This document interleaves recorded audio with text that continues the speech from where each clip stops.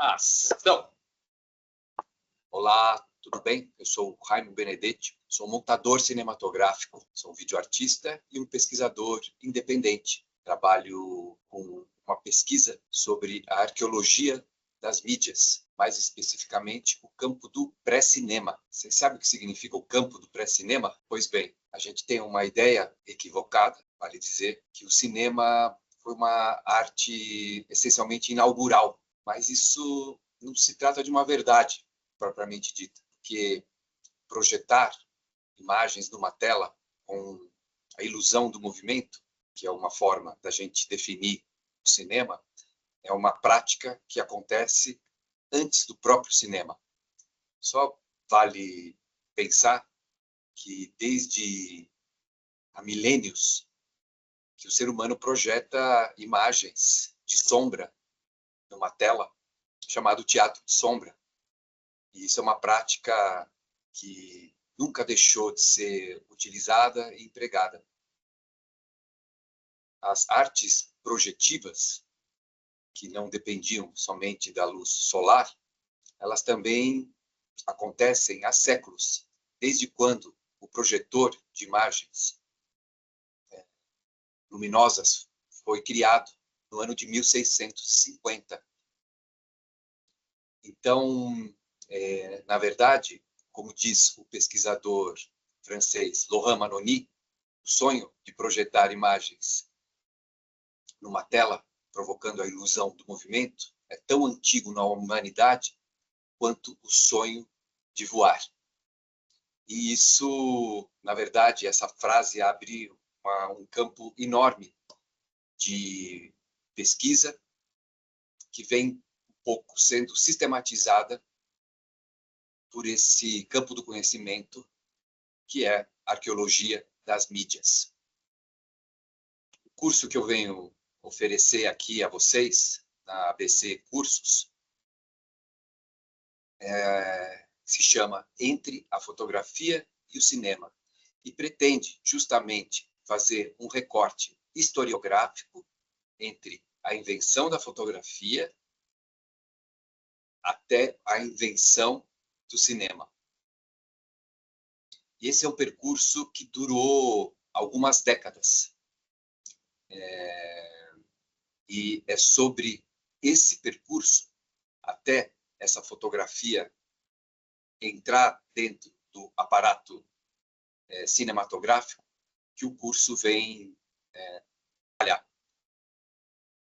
Essa imagem que vocês vão ver aqui é o primeiro registro fotográfico, que na ocasião se chamava heliográfico, mas é o primeiro registro da luz sobre uma placa sensível da história.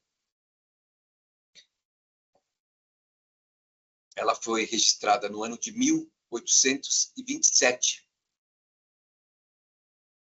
Essa imagem, que vocês praticamente não conseguem, vamos dizer assim, reconhecer, ela foi modernamente escaneada e apresentada dessa forma. E ela é o registro mais antigo que a gente tem na nossa história referente a essa técnica que se criou na década de 1820, 1830, até a fotografia ser colocada ao público em 1839, a partir do daguerreótipo. Então, a gente percebe aqui uma imagem bem, entre muitas aspas, rudimentar, né? Ela guarda um grande esforço técnico e se mantém viva, perene, essa placa. Essa é uma placa única, que está depositada numa coleção particular em Austin, nos Estados Unidos. E ela, de alguma forma, as suas limitações representam a grande dificuldade que foi a criação dessa técnica e seu desenvolvimento. Até que, no caminho entre essa fotografia, placa de metal, virar uma tira cinematográfica, da forma que a gente conhece, foram necessários entre 50 e 60 anos para ser realizada. E aqui, o modelo de película de celuloide perfurada e sequenciada, criada por Thomas Edison, de 94, quando justapostas essas duas imagens, elas ressignificam uma história que eu vou contar. Então, entre essa imagem da esquerda e a imagem da direita, está o cerne desse curso. Então, nós vamos traçar uma linha do tempo e entender como que a fotografia está inserida nesse contexto. Ou seja, em outras palavras, como que a fotografia unitária, morosa, placa de metal, morosa no sentido que ela demorou algumas horas de tempo de exposição para ser registrada, como que essa imagem se converteu nessa sequência sucessiva do movimento rápida, celuloide em celuloide, ao longo do tempo. Essa história vai ser contada em 4 aulas, que vão ser divididas da seguinte maneira. A aula 1, a gente vai fazer uma contextualização do pré-cinema, entender como que se dava o desenvolvimento ou o ambiente, vamos dizer assim, não só dessas pesquisas, mas as pesquisas adjacentes à técnica cinematográfica, e como que a fotografia se insere dentro desse ambiente. Então, nessa primeira aula, a gente, fazendo esse recorrido do pré-cinema, vai falar sobre a projeção em lanterna mágica, que foi um dispositivo criado em 1659.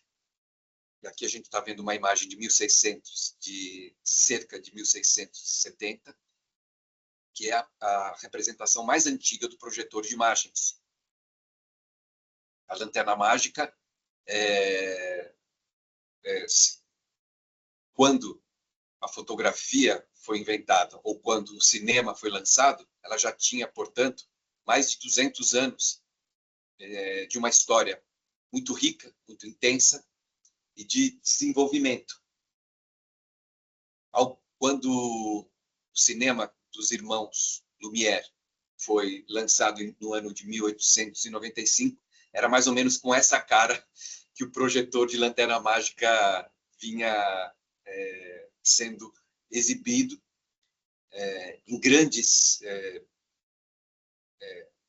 performances, grandes espaços, atraindo multidões de pessoas, e explorado por uma riquíssima indústria, como se pode compreender através dessa imagem de um dispositivo já todo tecnicamente qualificado, com 3 tubos ópticos de projeção, onde se poderia projetar 3 imagens simultaneamente, uma sobrepondo a outra, e os truques e todos os derivados que isso poderia acontecer. Na primeira aula ainda, a gente vai falar sobre a animação, sobre os objetos cinéticos, porque a animação, no sentido do desenho animado, ele também não surge junto com o cinema. Ele antecede, pelo menos 60, 70 anos, a invenção do cinema, quando uma série de objetos ópticos, e especialmente cinéticos, foram criados na década de 1830. E aqui, o mais emblemático deles, o fenakistoscópio, de 1832, que pode-se imaginar através dessa imagem, que quando esse disco é girado, a imagem sequenciada ganha a ilusão do movimento. Então, senhoras e senhores, que fique claro, o cinematógrafo inventou foi responsável por difundir as projeções fotográficas, porque se pensarmos nas projeções animadas pelo desenho animado, elas antecedem a invenção do cinematógrafo. E esse tipo de questão é que essa primeira aula vai querer problematizar. A aula 2, a aula 1 ainda, é como esses discos de desenho animado eles se converteram em discos fotográficos. Aqui, você pode ver uma placa de fonoscópio, que foi um equipamento criado por Georges Demeny, em 1892, onde ele faz o registro de múltiplas fotografias no mesmo suporte do fenaquistoscópio. Então, essa prática cinética, ela vai perpassar por todo o século XIX e seus recursos, os seus elementos vão ser essenciais para a criação da técnica cinematográfica. A aula 2, ela vai tratar sobre o surgimento da fotografia, como enunciado aqui pela imagem, a primeira imagem que eu mostrei nessa apresentação de Nicéforo e Niepce, de 1827, e a gente vai fazer um percurso historiográfico, entendendo como que a fotografia de 1827 até 1895, data de lançamento do cinematógrafo, ela vai se desenvolvendo, né? Aqui a gente tem o calótipo de 1840, uma fotografia estática, com certas, vamos dizer assim, ainda sujeita a certos aprimoramentos. E esse percurso historiográfico, a gente vai fazer uma contextualização histórica da fotografia, entender os seus modos de exploração institucional, comercial, artístico, como que a fotografia serviu para ela, né, para muitos fins, como que a fotografia serviu para as artes plásticas, como mais é notoriamente conhecido, mas como ela serviu também para a ciência, como ela se integrou nas expedições fotográficas que foram lançadas já na década de 1840, inclusive chegando no Brasil pioneiramente, no Rio de Janeiro, sendo Dom Pedro II, o primeiro imperador que comprou o daguerreótipo, nessa data de 1840, inclusive. E além disso, o seu uso também na medicina e dentro também da indústria. E aqui um exemplo do uso da fotografia nos álbuns de fotografia que começam a ser comercializados a partir da exploração do belga Blanquart Evrard, que entendeu que essa poderia ser uma forma de poder, através do suporte do livro, criar um certo encadeamento visual dessas imagens.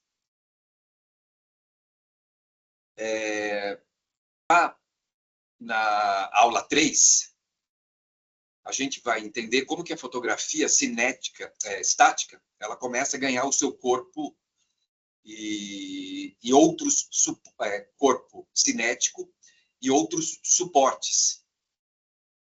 Essa imagem sequenciada que a gente está vendo não tem nada a ver com a sequência do cinema. Cada uma dessas bailarinas seriam comercializadas individualmente. Então, essa é uma placa de um registro de 8 bailarinas, mas para o cliente que comprou essa imagem, ela vai ser entregue na forma de 8 unidades, através do cartão de visita, que é uma interessantíssima uma interessantíssima forma de exploração comercial, que popularizou a fotografia já na década de 1850. E aí a gente vai entender nessa aula 3 também como que a fotografia, sendo uma imagem técnica por excelência, ela está sujeita às suas manipulações técnicas. Aquilo que a gente hoje chama de Photoshop. Mas como que essa nova invenção esteve ricamente explorada em laboratórios daquilo que a gente chama hoje de pós-produção. E como todos esses desenvolvimentos que a fotografia foi passando ao longo das décadas que antecedem ao cinema, quando o cinema foi devidamente lançado, vale dizer, no ano de 1895, já existia um grande repertório e um grande conhecimento de como essa fotografia poderia ser trabalhada. Na aula 3, a gente começa a resvalar a questão da fotografia sequenciada, a partir do trabalho do inglês Edward Muybridge, que pioneiramente, no ano de 1882, ou seja, 13 anos antes do cinematógrafo Lumière, conseguiu fazer o registro sequenciado de um movimento tempestuoso, de um movimento intenso, rápido. Fotografia sequenciada de objetos morosos, ela já poderia ser realizada, mas ali, na Califórnia, nesse ano, onde hoje fica alocado a Universidade de Stanford, epicentro, né, da cultura digital, onde nas cercanias estão as grandes empresas que hoje conhecemos como Big Techs. Pioneiramente, em 1882, Muybridge trouxe, com grandes recursos técnicos, a possibilidade de fazer o registro de um cavalo, e não é qualquer cavalo, essa é uma égua de excelente performance, que pertence a Leland Stanford, que presta seu nome para a Universidade de Stanford, e o que denuncia toda a riqueza histórica desse processo. E, por fim, ainda nessa aula 3, a cronofotografia de placa fixa, criada pelo fisiologista francês Etienne Julie Maré, com o qual também teremos uma aula só dedicada a esse trabalho, onde você vê a decomposição do movimento em uma única placa. Na aula 4, senhoras e senhores, iremos resvalar ao cinema propriamente dito. Então, a gente vai avaliar, conhecer os dispositivos e as técnicas criadas logo antes ali do cinematógrafo. E aqui, novamente, o fonoscópio de Georges Demeny, que 3 anos antes do lançamento do cinematógrafo, conseguiu projetar numa tela o seu disco de imagens sequenciadas. E, paralelamente a isso, a gente vai entender como a fotografia estática da lanterna mágica ocupou os espaços públicos, criando verdadeiras performances abarrotadas de gente que se deslocavam para teatros ou sociedades científicas ou universidades, igrejas, escolas, para ver essas apresentações de lanterna mágica, criando também a estrutura, vamos dizer assim, e o ambiente que o cinema viria depois se inserir. E, por fim, do curso, a gente vai entender como que se dá o apogeu dessa fotografia já dentro da técnica cinematográfica, como que os precursores que antecedem aos irmãos Lumière, como é o caso de Thomas Edison, dos irmãos Skladanovsky, da Alemanha, e, por fim, os próprios Lumière, conseguiram, de maneira exitosa, criar uma possibilidade de registrar, por uma câmera cinematográfica, uma sequência de imagens, de tal forma que, quando reproduzidas com certas características, elas teriam a ilusão do movimento. O curso, fazendo um resumo geral, portanto, ele se divide nesses grandes tópicos, né? Como o surgimento da fotografia, a partir de 1840, influenciou os modos de ver, observar e comprovar. Como a fotografia foi explorada institucional, artística e comercialmente. Como a técnica fotográfica se converteu em cinematográfica pelos trabalhos de Edward Muybridge e Etienne Julie Marais. E, por fim, como que a fotografia influenciou o cinema para o bem e para o mal. É através da análise dos primeiros filmes e da linguagem cinematográfica.